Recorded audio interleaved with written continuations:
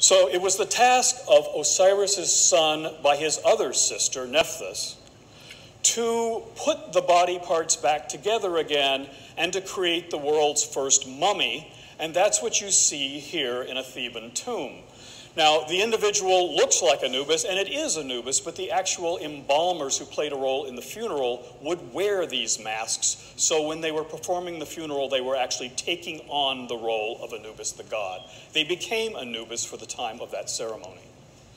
And we can see how this is described in the papyrus Jumilak, which shows Anubis here putting together the body of Osiris with bandages, and over here are the body parts. Some of them, and you'll notice this one right there. And I hope you can recognize that from somewhat earlier. That is our Jed column, our column of stability. It has now been taken by probably by the New Kingdom or even earlier, as the backbone of Osiris, or the tailbone, the bottom part of that backbone, which is known, of course, as the os sacrum, the sacred bone. So here it is, the sacred bone, as a part of Osiris which is being put back together. And here is that Jed column, which essentially, as a symbol of stability, the risen maypole, if you like, which was its original notion. It has been given arms holding the signs of life and the power of dominion, the was sign, and this then is a representation of the risen Osiris, as a symbol of the raised tree/backbone. Compare this image with this image where we have Isis and Nephthys, who got along quite well despite the fact that they both had children by Osiris. Here is Osiris between them. They are symbolized as the two goddesses of Upper and Lower Egypt. But this comparable pectoral from Tutankhamun shows all the same deities, but with slightly different symbolism. So here, Isis, the throne, and Nephthys, or the lady of the house, over here, are flanking Osiris again, but instead of being a human Osiris, it is now the Jed column. So the one equals the other. And in addition, we get a reference to how earlier embalming must have been and how the Egyptians viewed the process. Here is a symbol that you may know from the Tutankhamun exhibit. I'll show it to you, that particular piece, in just a moment. We have a sack here attached to a growing papyrus, and the body parts are put inside, and that's compared with, on this papyrus, a sack from which grain shoots up. This is the image from Tutankhamun's tomb. This is an animal skin, a flayed animal skin, which would have held the body parts. But look what's happened to its tail. The animal's tail winds round and round this plant to burst into a living plant. So out of death comes life, vegetable life, because that is the true meaning of what Osiris does. As we shall soon see, Osiris is not like the other rising and dying gods of the ancient Near East, of which there are many. Osiris does not come back into this world again. He stays in the underworld, but he sends up life from death.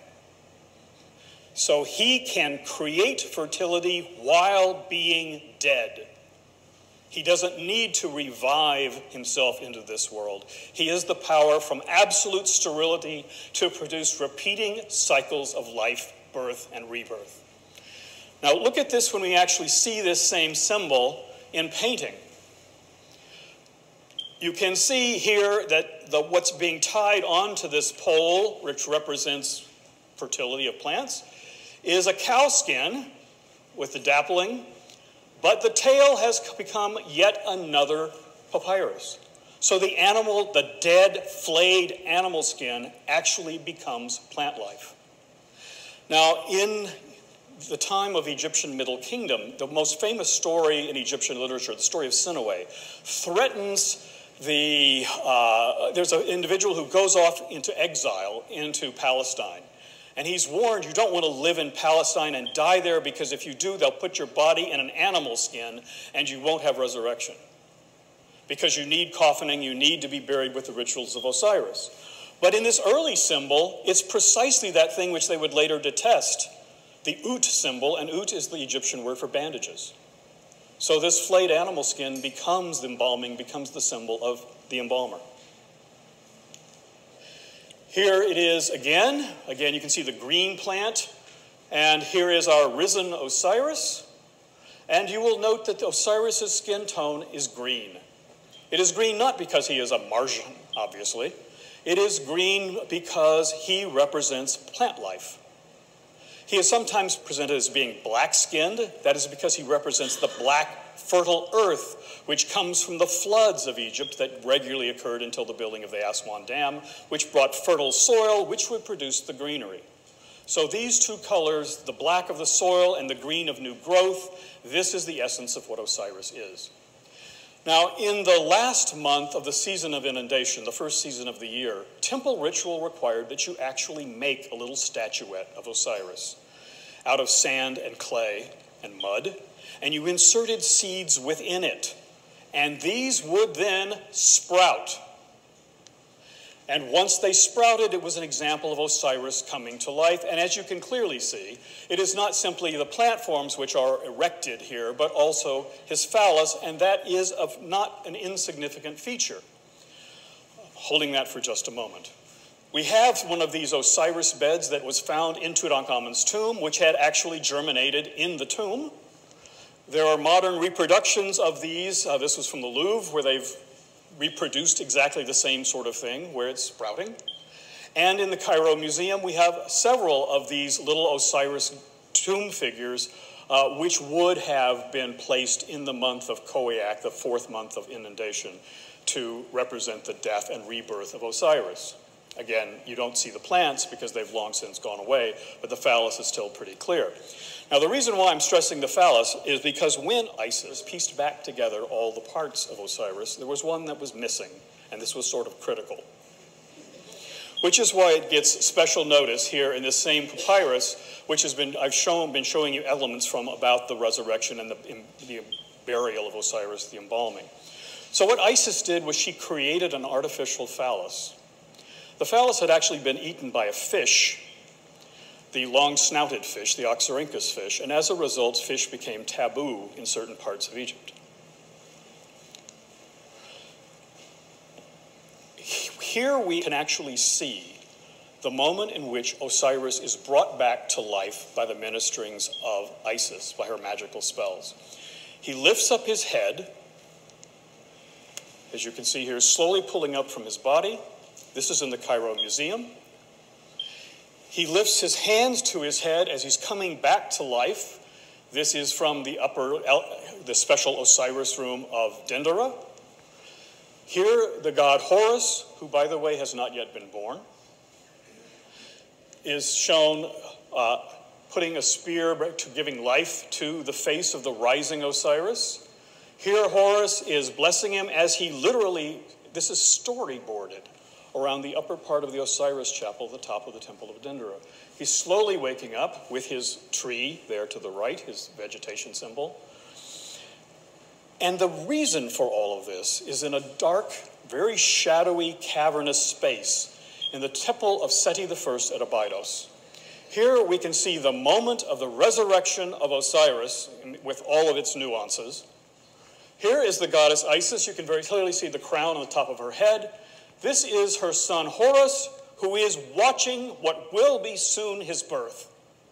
But because the Egyptians have two notions of time, one is linear and one is circular, so that time forms a spiral, it is entirely possible for someone to see an event which has not yet happened in the endless recreation of cycles of time. So Horus is here watching Osiris come to life with that same hand to the brow posture of I'm just waking up.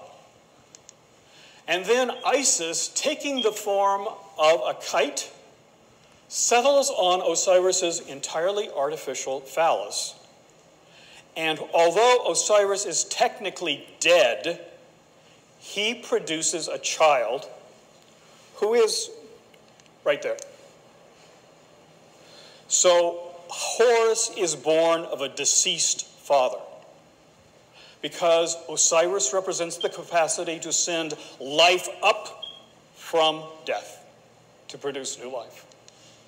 And this same scene appears over and over again in those same storyboarded scenes at the top of Dendera and elsewhere. You will notice that over time, Christians, Muslims, etc., have hacked at the offensive phallus, but now that you've seen the other pictures, it's pretty clear how that's to be restored. And from the tomb of King Jer of Dynasty 1, we have a bed which represents the actual tomb of Osiris, which was placed, unfortunately, we're not really sure of the date. You can see all of the cartouches and text have been hacked out. So estimates have ranged from Dynasty 13 to Dynasty 26. It's almost illegible. That's the problem. The iconography, however, is not illegible. It's very clear. What we have here is Isis and Nephthys at either side. They're partly broken here. So the two goddesses who have taken bird form, while Isis then again takes a bird form and sits on Osiris and then produces Horus. This is in the atrium of the Cairo Museum. If you go to Cairo, if you walk around under the skylights in the middle, you will see no one is actually looking at this. And this is the most sacred object from ancient Egypt. Osiris then becomes the god of the dead. He still becomes a king. He now rules in the underworld. His son Anubis now is involved with the weighing of the heart for all those who would come into his kingdom to see if they have done right or wrong, and you have to balance. In the future, every king who is Horus while alive becomes Osiris while dead, and the next king, this is Tut as Osiris, with the following king I having to perform ritual ceremonies acting as Horus for his father. Ultimately, in Egyptian mythology, the sun too must die and be reborn as he circles over the heaven and goes to the underworld, and in the middle of the night, the souls of Ra, the sun god, and Osiris actually fuse and become one god with two spirits. This is depicted again at the top of Dendera. Here is a scene of Osiris on his funerary bed where the starlight can come right down, or the morning sunlight can come right down on that figure and bring it to life, fusing the two souls. This is a moment of theology and magic designed to happen with every sunrise, every moonrise.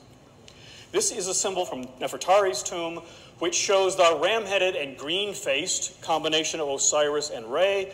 And the texts say it is Re who rests in Osiris, and it is Osiris who rests in Ra. Rests in, resident in, satisfied in, merged with. So this is two gods in one. Now, in the same way that Ra is the sun god, so Osiris becomes the god of the moon, because the phases of the moon, building them up and taking them away, are like the piecing apart of Osiris and the gathering together of his pieces by Isis. Now, when the god Horus was born by Isis, she then has to protect him from continual attacks by Seth. And the image of Isis suckling her young child became ubiquitous in the Near Eastern world, and in fact, the entire Western world, because